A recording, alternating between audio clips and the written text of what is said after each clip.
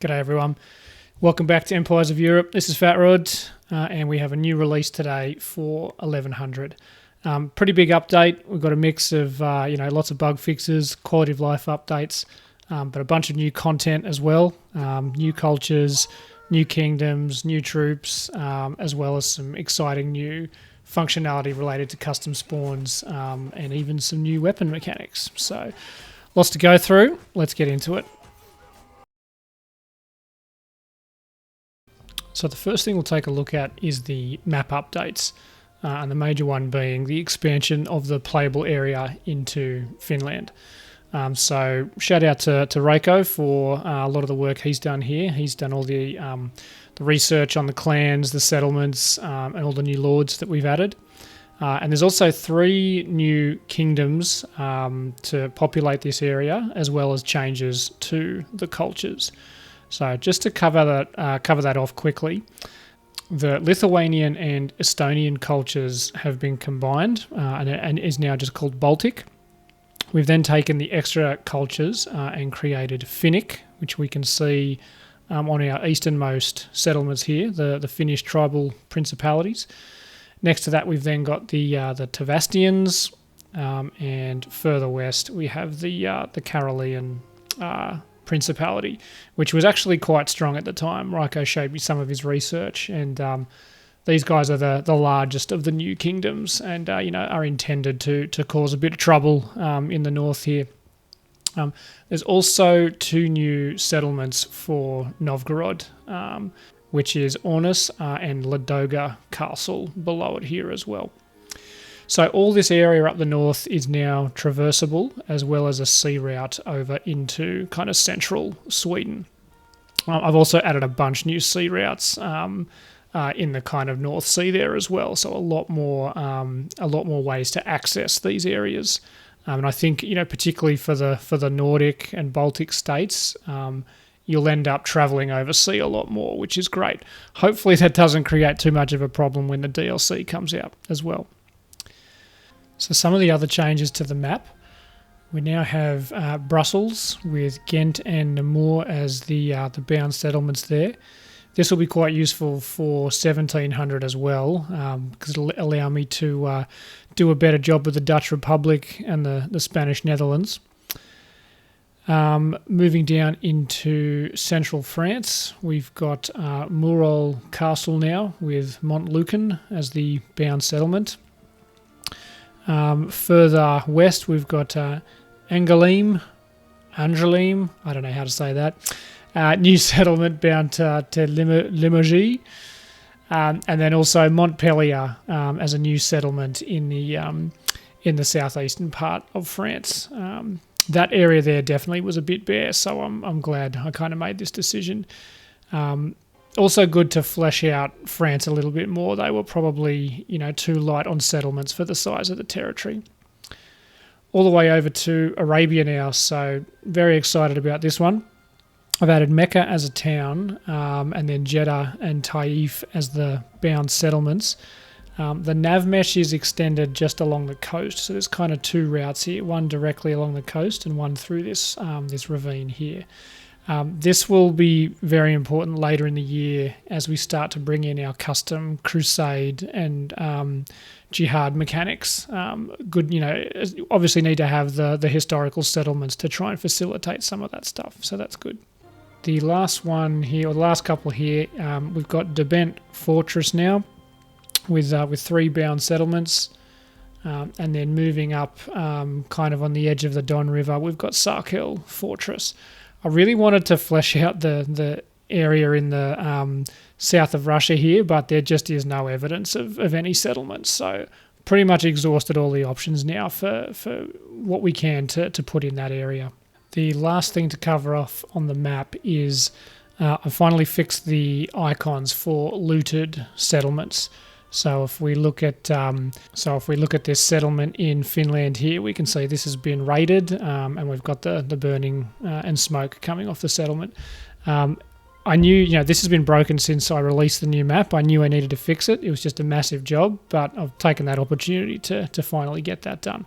I believe this should have a small improvement on overall map performance and FPS as well.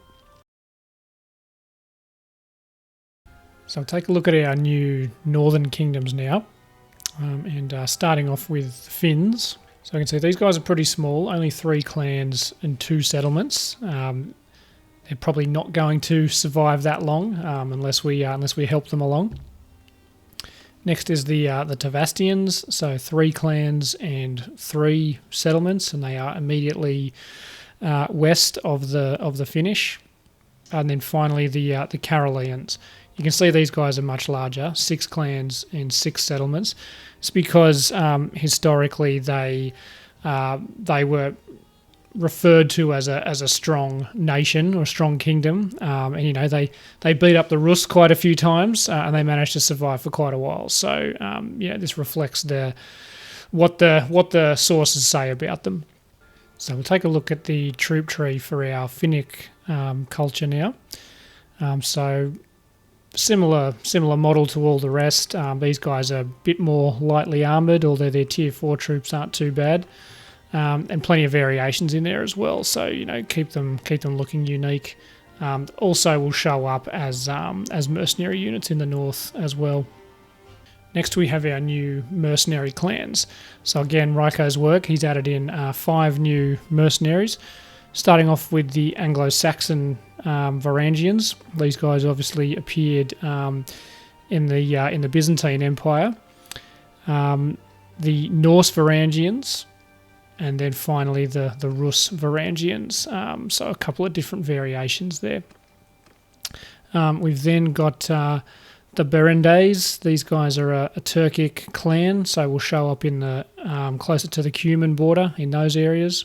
The Killfinger, so another Finnic group, got a couple of unique units, and then finally the Ushkuiniks.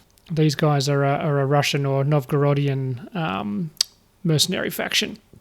So these guys help flesh out the options in the north, and that's generally where you're going to find them. So we'll quickly take a look at their some of these units as well. So looking at the Killfinger troops, all very heavily armoured, sword and shield, as well as a throwing weapon. So similar to the existing high level Nordic mercenaries we already had. And then the second one is the Ushkuiniks, so similar, heavily armoured. You can see they've got chainmail at the higher levels. Large shield, axe, and a bow. So these guys are a good combination of a ranged and a melee unit. So the next big thing we'll take a look at are the field ballistas. So anyone who's familiar with 1700 will know about the cannons. I really wanted an excuse to bring those over into 1100 in some way. Now, let's be clear, there definitely were no such thing as field ballistas in the Middle Ages, but they did exist in ancient times. So I wanted to come up with, some sort of excuse as to how we might come upon these as the player. So what I've done, the little story I've created, we've got a new mercenary party. Actually, they're a bandit party called the Roman Mercenaries. The story will be that these guys are, remnants of the Roman army that was destroyed at Manzikert. These guys will spawn around Trebizond Castle, and they'll just kind of roam the area looking for trouble. You can see they're a pretty big party, and they're all really high-level troops, so it's a difficult battle. I actually haven't beat them fair and square yet, so I'll kind of skip ahead here through our battle. But you can kind of see from the troops here, it's the heavy cavalry, the cataphracts, the heavy infantry and skirmishers. So you're going to have to outnumber them with strong troops in order to beat them. But if you do, the reward for beating these guys is that you will discover the ancient ballista plans. So you can see the item itself is just a book. You'll get 10 of them. Can't really do anything about the quality, but you'll get 10 in total. All you need to do is have these equipped in your inventory, and you will then be able to deploy field ballistas in any field battle. And we'll take a look now at what they look like. So I'm in a battle now. deploying my infantry, and where I want to deploy my ballistas. All I've got to do is hit K, and we can see they are now added to the battlefield, and you get a total of 6. That figure can be changed in the XML files if you want to increase it or decrease it, but 6 is the default. So all we do is line them up. They'll once you've deployed them, they'll stick to your infantry. Wherever you move your infantry, they'll take them with them. But yeah, basically you just want to point them at the enemy. So let's go and have a look here. The AI will just use them automatically, and they've got a pretty long range as well, so you can engage the enemy from pretty far away. As you can see, the damage is really high. I probably need to nerf this a bit. I think I'm going to leave it for now just to see how it goes. I guess it kind of gives you the ability to take on much stronger armies if you've managed to capture these things. But yeah, they are pretty strong at the moment. So yeah, pretty cool feature. It's going to be a lot of fun. It's definitely going to help in those endgame battles against, Crusaders, Nomad Horde, etc. But it also, it's pretty hard to get them. You're not even going to attempt this until late in the game when you've got a big army of your own. So another one of these kind of fun endgame things to have a crack at later on. The instructions on how to get a hold of these will also be in-game.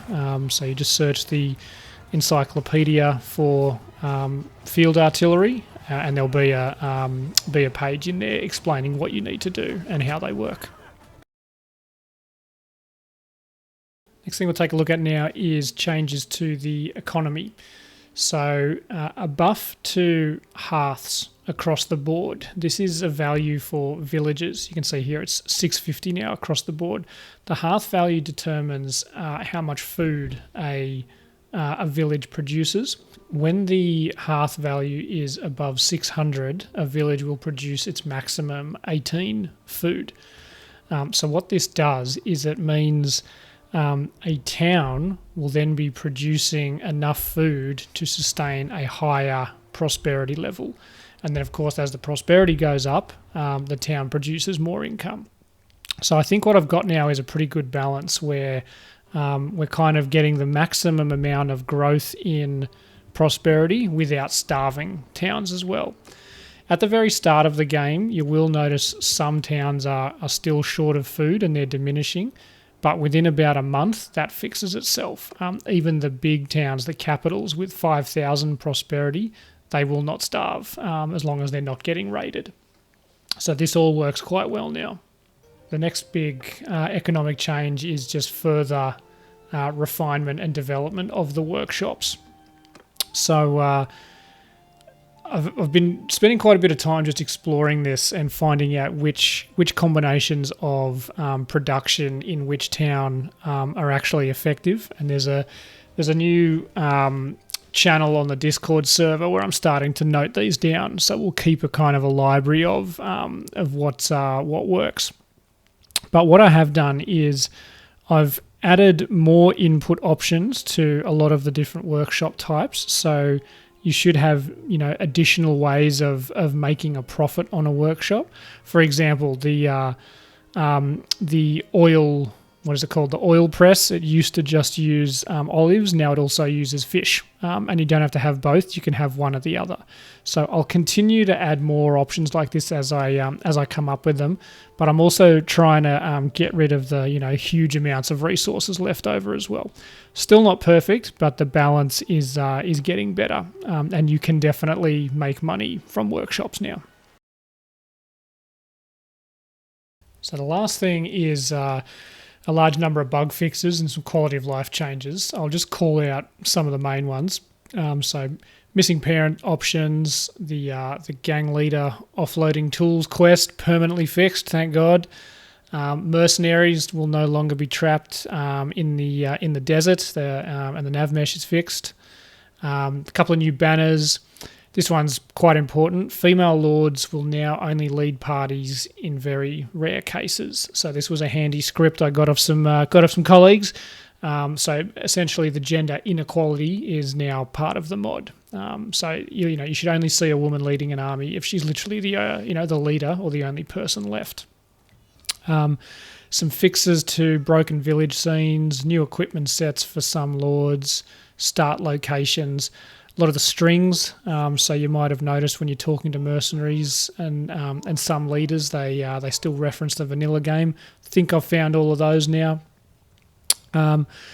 This one's quite important. So we've got a daily script now to add gold and influence to lords. It's not a huge amount. It's 10,000 a day and 100 influence, but only if they have less than that. So this is so that they don't go broke, don't starve themselves, and so they can still create armies. And the situation previously was once they start to lose, it just snowballs and they can never regain themselves. So now they should put up more of a fight. Hungarians, they were definitely way too strong, but rather than remove settlements or clans or anything, I've just dropped the clan tiers. Most of those have gone from 5 down to 2. So Hungary doesn't, they survive, but they don't grow as quickly as they used to. So in the last few big things, CustomSpawns version's updated now. That was a problem for compatibility, but there were a number of issues with the CustomSpawns functionality I needed to fix.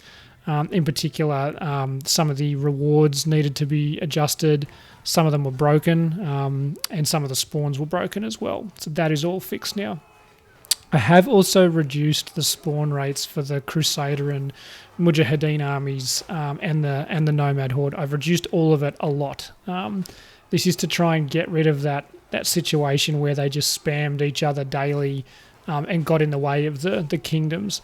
They now spawn, less than a quarter of the time. And this kind of means that one side might tend to dominate for a bit longer, and then if random chance, the other one will get a few more spawns ahead of them and they will take over, and it should flip-flop back and forth. So that's all going to work a lot more effectively. So the last one I'll mention is the increase to horse charge damage. It's nowhere near as dramatic as the increase in 1700 was, but as you can see here, you can kill a low-level unit just by riding over them. So it's definitely not game-breaking, especially if you're against troops with spears. But I think it's a far more realistic reflection of how it would have been in a medieval period. So yeah, watch out for those cavalry charges. So that's it for this update, folks. I think for me personally, this is I'm really happy with this update, continuing to achieve new levels of stability in the mod, but also new content, new features and things to take advantage of. This will probably be the last big update before the DLC. No doubt that's going to cause quite a bit of strife. Probably a lot of mods are going to break. But 1100's in a pretty good state now. I don't think there's going to be too much rework when the time comes. Fingers crossed. But yeah, lots of new content and things to take advantage of, especially the all the Crusades and CustomSpawns functionality. New exciting gameplay, mechanics, rewards, all that good stuff. So it's all live now on Steam and Nexus. So feel free to go and download. And then, as always, give us your feedback in the comments, as well as on Discord. See you next time.